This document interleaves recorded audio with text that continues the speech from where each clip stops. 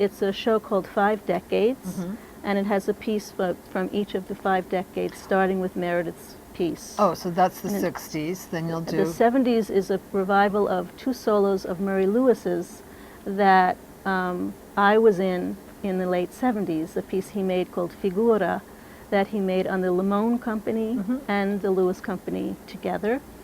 And one of the solos was mine. And so I've revived these solos, one for the man, one for the woman, and I've put them on my own dancers, sort of passed down his work now. Oh, that's that wonderful. I'm very, I'm sort of on a mission to get Murray Lewis's work back into the consciousness of the dance canon. Because now, it's who's so going to beautiful. dance the Meredith Monk piece? Me! Yes, I am. That's great. But you're not going to dance the... No, the Lewis pieces are on my dance company. Okay. They're in their 20s. Meredith's piece she made when she was 21, and I'm not 21. So it's a really interesting challenge. I bet. It's it's not a pure dance work like Murray Lewis's work is sort of technically very difficult. Yeah. Meredith's is a little bit more of a kind of slightly minimal non sequitur kind of movement work. It also has some speaking in it. But there'll be some value to an older dancer doing it, don't you think? I think so. Yeah, I think the depth inside of you should show. Yeah. I think that older dancers, there's a certain kind of resonance on stage that at least I know, even watching other older performers, you can see their life experience. It comes out. Yeah. Did you ever know Jo Andros?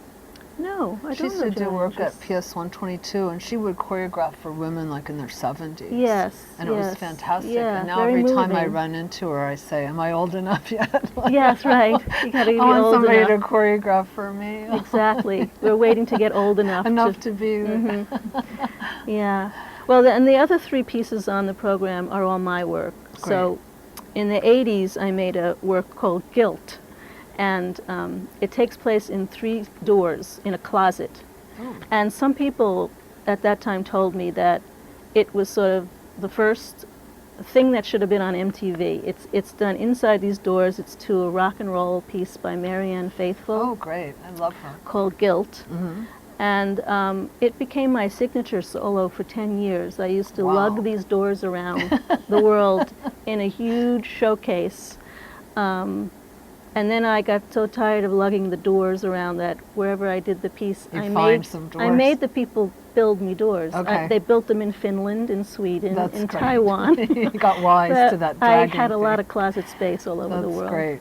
That's great. And so I've reconstructed this piece for my long-term dancer, Kyla Barkin. She's been in my company for 11 years. Oh, wow, that's so and great. I feel like it's like a gift to her because Wonderful. she's been so devoted to me. So that's the 60s, the 70s, The and the 80s. 80s. Okay. And the 90s is this piece that hopefully you saw behind us, a photograph called A Matter of Time. And I made the piece in 94, we premiered it in 95, and it is about 2 couples on a collision course towards some inevitable change that you watch it happen. You watch the 2 relationships collide and mutate, and it's quite it's based on a true story. Okay. And I haven't shown the piece in New York in about 10 years. So it's revived for these specific dancers in my company now. Wonderful. We're ready to watch the video. Okay, Good. so we'll If you come want back to. and talk Okay. about the last segment. Yeah, we're actually going to play it behind us. It's on Okay. the screen right behind you. You Oh, don't I see it, see. but I it's right see there. Lindsay and Yeah. Jason. So we're about They're to play beautiful. right now. And we'll have the sound is on too. This was made, we shot footage of this out on Long Island near a lake. And we were lucky enough, the day we were shooting, for the geese to come and fly over and land right near Lindsay and Jason at the water. Oh, It was wow. like That's cue, like cue magic, the ducks, right? Yeah. or cue That's the geese. incredible. And it was very beautiful. And That's when you It's- know you're doing something right. Yeah, it was sort of meant to happen. And this is also a piece about a relationship that it's done in a kind of filmic way. And is this one based on a true story? Maybe. Yeah, and we've done the piece live as well. As it's Oh, a great. video, it's an actual dance video that you can buy, Mhm. and it's been shown at some dance film festivals. Oh, wonderful. And it's also a live piece. That, you mean you do the projection behind them? Yes, this you're seeing the projection. This footage is live footage that we did in our last season at Dance Space Project, Oh, St. okay, Mark's with Church. the movie behind it. Yes, yeah. with the Another footage great behind space. it. You see her appear on the stage. Mm-hmm.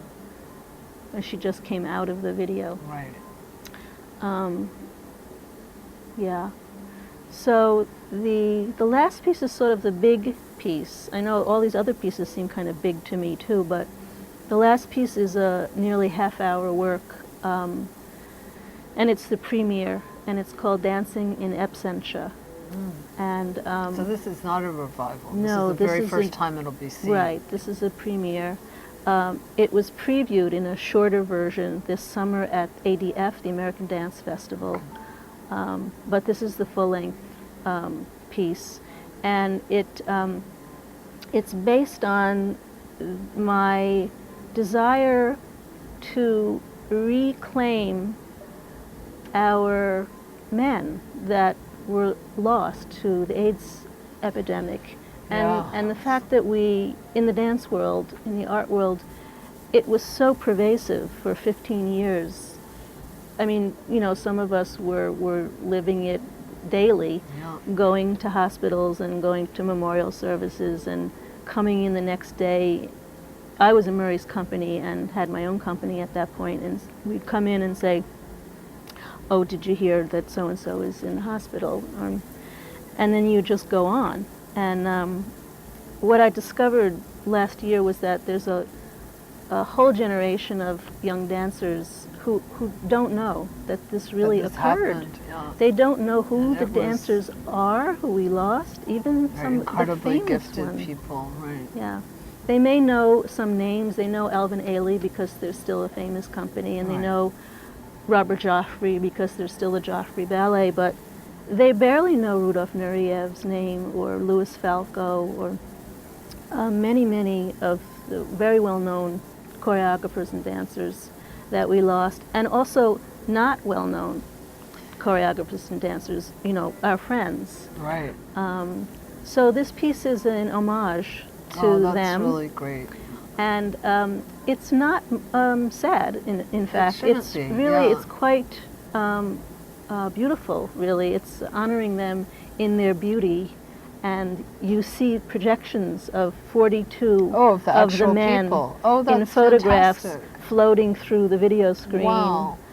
behind us Oh, as I the love dance it, yeah. goes on. So you have this sort of multiplicity of things to look at and think Right. about while you're watching the As dance. well as their image, which Yeah, is so their wonderful. images. And yeah. people who come to watch the piece, you know, who are our generation, will sit there and say, "Oh my gosh, I forgot that they even passed. Oh, I haven't thought of them in 10 years." And the younger dancers who've seen it have said, "Oh, who was that? Oh, you know," and maybe they'll look them up. They're They'll doing the find wow out thing, yeah. who they are and what they That's gave such a us. great idea to do that. I really love that. Yeah. That's fantastic.